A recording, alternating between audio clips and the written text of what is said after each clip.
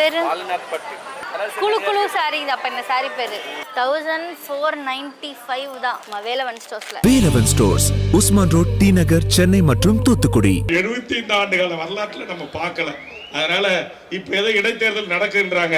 நாம் எல்லாரும் ஒன்னா உட்கார்ந்து பேசுவோம் டாக்டர், எல்லாரும் ஒன்னா உட்கார்ந்து பேசுவோம். இந்த இடைத்தேர்தலாவது இங்க இருக்கக்கூடிய என் தமிழ்ச்சாதி சமூகத்தின் ஆளுமைகள் அந்த சட்டமன்றத்திற்கு சென்று அமர்ந்து இவர்களை நேருக்கு நேராக சட்டமன்றத்தில் கேள்வி கேட்பதற்கான என் தமிழ் குடித்தவர்களை அங்கு அனுப்ப வேண்டும். அதற்கான ஒன்று குரலாக, அதற்கான ஒருங்கிணைப்பாக இந்த அனைத்து கட்சிகளின் கூட்டமைப்பு நான் பார்க்கிறேன். இங்க அண்ணன் தண்டபாலன் எடுத்துங்க, அங்க நாடார் அமைப்பு தலைவர் வந்திருக்கிறாங்க. அங்க நம்ம ஆதி தமிழ்குடியினுடைய பறையனாரே கட்சி எல்லாம் பார்த்தா என்னடா என்ன பறையன்னு சொல்றேன், நான் தான்டா பறையன் பச்சை தமிழன் அப்படின்னு தொலைக்காட்சியில மாறுதற்ற மூர்த்தி.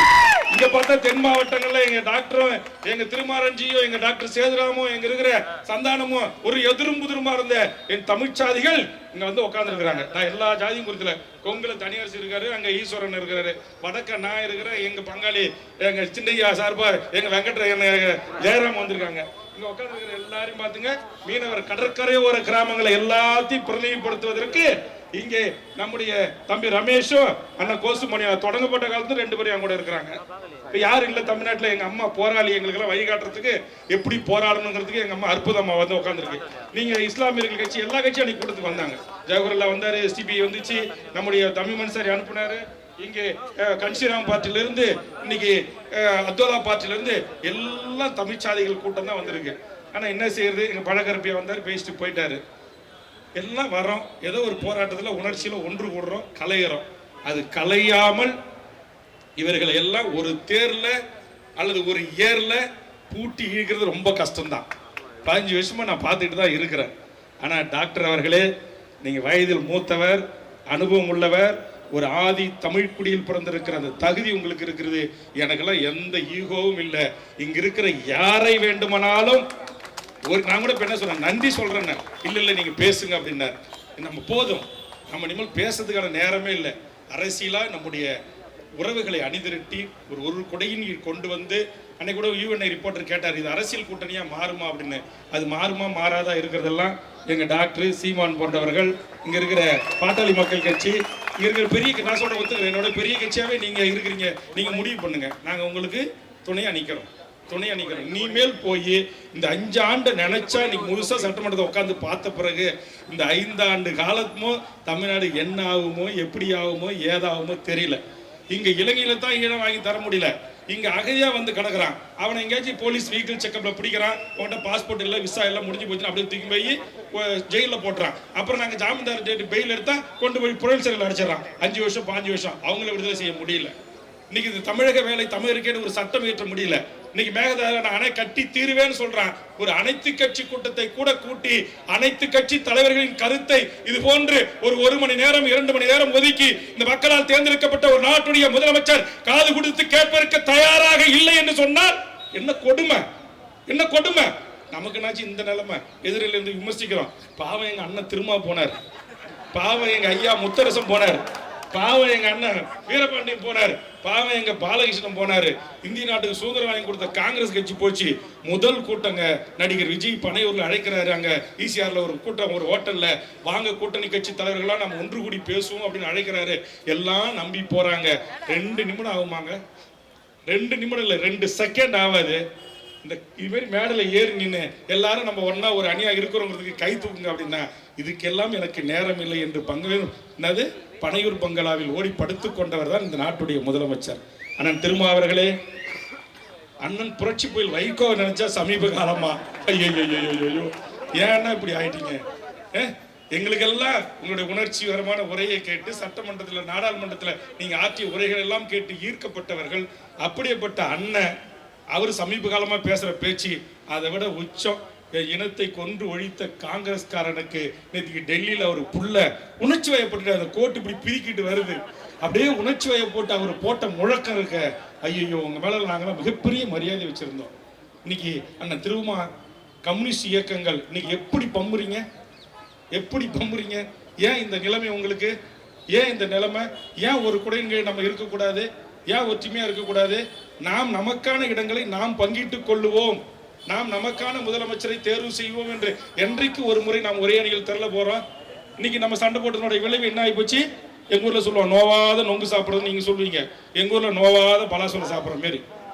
பண்ருட்டிக்கு என்ன ஃபேமஸ்? பலாப்பழம். அந்த மாதிரி ஒருத்தர் சாப்பிட்டு போயிட்டான். என்ன செஞ்சாலும் அதை ஆதரிக்கிற ஒரு கூட்டம், அவன் என்ன பேசினாலும் அதை ரீல்ஸ் போடுற ஒரு கூட்டம், அவன் என்ன பேசினாலும் ஐயோ ஐயோ ஐயோ எங்க, அது எனக்கு வாயால சொல்றதுக்கு அவமானமா இருக்கு. ஆக இந்த கேடுகட்ட இழி நிலையிலிருந்து என் தமிழ் சமூகத்தை ஒரே அணியில் அரசியல் அணியாகவும் இது மாற்றப்பட வேண்டும் என்பது வேல்முருகனுடைய விருப்பம் மட்டுமல்ல, ஒட்டுமொத்த என் தமிழ்ச்சாதி மக்களின் விருப்பம். என்னைக்கு தமிழ்ச்சாதி உணர போகிறோம், உணருங்கள், அதற்கான முன்னெடுப்பு வேலைகளை நாங்கள் செய்கிறோம் என்பதை இந்த நேரத்தில் தெரிவித்து, நம்ம ஒற்றுமையா நின்னா இத்தனை கட்சியினுடைய, நான் சொன்ன அன்னைக்கு அனைத்து கட்சி கூட்டத்தில் ஒருவருக்கு 40 கட்சி வந்திருந்தாங்க, ஆளுக்கு ஒரு 1000 பேர் வாங்கினேன். 1000 பேர் வந்து இன்னைக்கு சென்னை ஸ்தம்பிச்சிருக்கோம். பெரிய கட்சி நாங்கள் அனைத்து கட்சி கூட்டத்துக்கு தான் வருவோம், இந்த மாதிரி ஆர்ப்பாட்டத்துக்குலாம் வரமாட்டோம்னு ஆண்ட கட்சி நிறுத்திக்கிட்டாங்க. தேசிய கட்சி நாங்கள் இந்த கொள்கைக்கு உங்க பக்கம் நிற்கிறோம்னு காட்டுறது தான் வந்தோம், இந்த மாதிரி ஆர்ப்பாட்டத்துக்குலாம் நாங்கள் உங்க மேடைக்கு வர மாட்டோம் அப்படின்னு அவங்க தேசிய கட்சி வந்தவங்க அவங்களும் போயிட்டாங்க.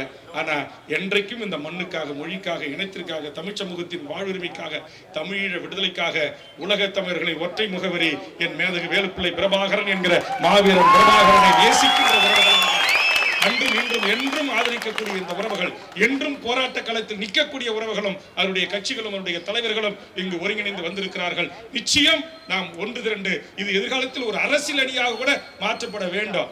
நீங்க எல்லாம் ஒன்னா இருங்க. இந்த பெரிய கட்சியெல்லாம் உங்ககிட்ட வந்து சீட்டு கேட்க வைக்கிறதுக்கு நான் பொறுப்படுத்துக்கிறேன். யாராச்சும் அஷ்யூரிட்டி கொடுக்குறீங்களா? அண்ணன் எடப்பாடியாக இருந்தாலும் உதயநிதி ஸ்டாலினாக இருந்தாலும் எதிர்காலத்தில் இந்த கூட்டமைப்பு அனைத்து கட்சிகளையும் என் தமிழ்ச்சாதிகள் உள்ளடங்கிய இந்த அனைத்து கட்சி கூட்டணி தலைவர்களிடத்திலே அவர்களுக்கான இடஒதுக்கீட்டை, இடப்பகிர்வை கேட்கின்ற அரசியலை நம்மால் மாற்ற முடியும். ஆனா என்ன செய்யறது? அரசியல், தேர்தல் அரசியல் வந்தா எல்லாம் பிடிச்சிட்டு போயிடும். இதை மாற்றக்கூடிய ஒரு அரசியலாகவும் எதிர்காலத்தில் இருக்கணும். எல்லாவற்றுக்குமான திறவுகோல், எல்லாவற்றுக்குமான தீர்வு என்ன இருக்கு? அரசியல் அதிகாரம். அந்த அதிகாரம் இல்லாம நம்மால் ஒன்றும் முடியாது. அதனால வருகிற இந்த தலைவர்கள், அடுத்தது என் செந்தமிழ் சீமான் அவர்களும், நிறைவாக டாக்டர் அவர்களும் பேச இருக்கிறாங்க. நீங்க வந்தவங்க வேல்முருகன் பேச்சாரு, நம்ம கட்சி முடிச்சிச்சு கொடி சுருட்டு வண்டியில் உட்கார் இருக்கக்கூடாது. நான் எல்லாரையும் பார்ப்பேன். இதுலதான் ஒற்றுமை இருக்குது. அது மாதிரி என் பேர் சொன்னா சத்தம் போடுறது, இன்னொரு கட்சி அதான் கிடையாது. எல்லா தலைவர்களையும் தமிழ் சமூகத்துக்கு உழைக்கக்கூடியவர்கள், எல்லாரும் பேரையும் சொல்லும் போது கை தட்டணும், அந்த ஆறாவரம் இருக்கணும். அதனால இப்ப அண்ணன் பேச்சாரு நம்ம வண்டியை பிடிக்கும்பா அப்படின்னு பிடிக்கக்கூடாது. இப்போ 100 வேன் வந்துச்சுன்னு கணக்கு கொடுத்துருக்கான் 2 டோல்கேட்லையும். ஆனால் இங்கே ஒரு 50 வேன் கூட்டம் கூட இல்லை. என் கட்சிக்காரங்களை சொல்கிறேன். 125 கார் வந்துச்சுன்னா எங்கே போச்சுன்னு தெரில. டாக்டர் என்கிட்ட சொல்கிறார், கொஞ்சம் அவங்களாம் வந்து முன்னாடி நிற்க சொல்லுங்க அப்படின்னு. இதுமாரி பாதி கூட்டம் பின்னாடி நிற்குதுன்றான். அப்போ வரோம், எந்த நோக்கத்துக்காக வரோம்? ஆர்ப்பாட்ட நோக்கத்துக்காக வரோம். இந்த ஆர்ப்பாட்டம் வெற்றி அடையணும். வேலைக்கு முன்னாடி வந்து நிற்கணுமா இல்லையா? நிற்கிறது இல்லை. பேசுறதுக்கு முன்னாடியே கலையிறது, அல்லது கடைசி வர வண்டி வந்துக்கிட்டே இருக்கு. இன்னும் வேன் தமிழ்நாடு முழுக்க ஒரு தொகுதிக்கு ஒரு வேணும்னு சொன்னேன். சில தொகுதியில் கடைபிடிச்சு வந்திருக்கிறாங்க. இன்னைக்கு அது இன்னும் வந்துகிட்டே இருக்கு. இது என்ன ஒரு சிஸ்டம்? இது என்ன ஒரு முறைமை? 3 மணிக்கு ஆர்ப்பாட்டம்னா காவல்துறை பாருங்க, வெற்றி கிழக்கு அரசு காவல்துறை நம்ம எப்படி எவ்வளோ நினைக்கிறோம். இத்தனை தலைவர்கள் வராங்கன்னு போஸ்ட் அடிச்சிருக்கோம், படம் போட்டிருக்கோம், எல்லாருக்கும் உளவுத்துறைக்கு கடிதம் கொடுத்தாச்சு. ஆனா இத்தனை தலைவருக்கும் சேர்த்து அனுமதி அளிக்கப்பட்ட கடிதத்தில் நமக்கு கொடுத்துருக்கான், 2லேருந்து 3 மணிக்குள்ள நீங்க பேசி முடிச்சுக்கணுமா? எப்படி நம்மளை பீச்சை கையில டீல் பண்றான்? வெக்கம், மானம், சூடு, சொரண, தமிழ் ரத்தம் கொதிக்கணுமா இல்லையா? பிச்சை போடுறாங்க. 2 மணிலேருந்து 3 மணிக்குள்ள இந்த ஆர்ப்பாட்டத்தை நீங்க முடிக்கணும்ன்றான். இவ்வளவு பெரிய ஸ்டேஜ் போட விட மாட்டேன்னு சொல்லிட்டான். அப்புறம் நானும் டாக்டர் கிருஷ்ணசாமி அவர்கள் ஐயா அவர்களும் தனியார் இங்கே வந்து லோக்கல் போலீஸ் ஆஃபீஸரை வர வச்சு இங்கெல்லாம் போடுவோம். அந்த கோர்ட்லேருந்து இந்த கோர்ட்லேருந்து இந்த மேடை போடுவோம். 40 தலைவர்கள், முன்வரிசை தலைவர்கள் ஒரே வயலில் உட்காரணும், இங்கே போடுறோம் அப்படின்னு சொன்னோம். அன்றைக்கி இருந்த காவல்துறை ஆய்வாளர், அதிகாரிகள் எல்லாம் நீங்கள் பேச ஆரம்பிக்கும் போது நாங்கள் டிராஃபிக்கை க்ளோஸ் பண்ணி தரோன்னாங்க. இது வரைக்கும் க்ளோஸ் பண்ணி கொடுக்கல, டிராஃபிக் விட்டுட்டு தான் இருக்கிறாங்க. சரி, அவர்கள் பொதுமக்கள் அவங்கனாச்சும் 4 பேர் கேட்டுட்டு போகட்டும் அப்படிங்கிறதுக்காக நாங்கள் எதையும் நான் இடையில குறுக்கிட்டு சொல்லாமல் இருக்கிறேன். நான் எதற்கு சொல்கிறேன்னா, நம்மளை எப்படி அவர்கள் டீல் பண்ணுறான் பாருங்கள். அப்போ எங்கேயோ ஒரு கோட்டையில் உட்காந்துக்கிட்டு வெளி உலகமே தெரியாமல் ஏதோ ஒரு மெதப்பில் உட்காந்துக்கிட்டு நம்மளை எல்லாரும் அப்படி கையாளுறாங்க. அதனால தான் இந்த மண்ணின் பூர்வீகுடி மக்களாக இருக்கிற, உழைக்கும் மக்களாக இருந்த 10 தலைமுறை வாழ்ந்த நம்முடைய தேயிலை தோட்ட தொழிலாளர்களாக அந்த மாஞ்சோலையில் வாழ்ந்த இந்த மண்ணின் பூர்வீகுடி மக்களை ஏன் என்று, எதற்கு என்று விளக்கம் கூட சொல்லாமல் நீதிமன்றங்கள் சொல்லிவிட்டது என்று அடித்து தூக்கி எறிகிறான். இன்னைக்கு மேகமலையில் தூக்கி எறிகிறான். கம்யூனிஸ்டுகள் தலைமையில் அங்கே ஆயிரக்கணக்கான போராட்டம் நடந்து கொண்டு இருக்கிறது.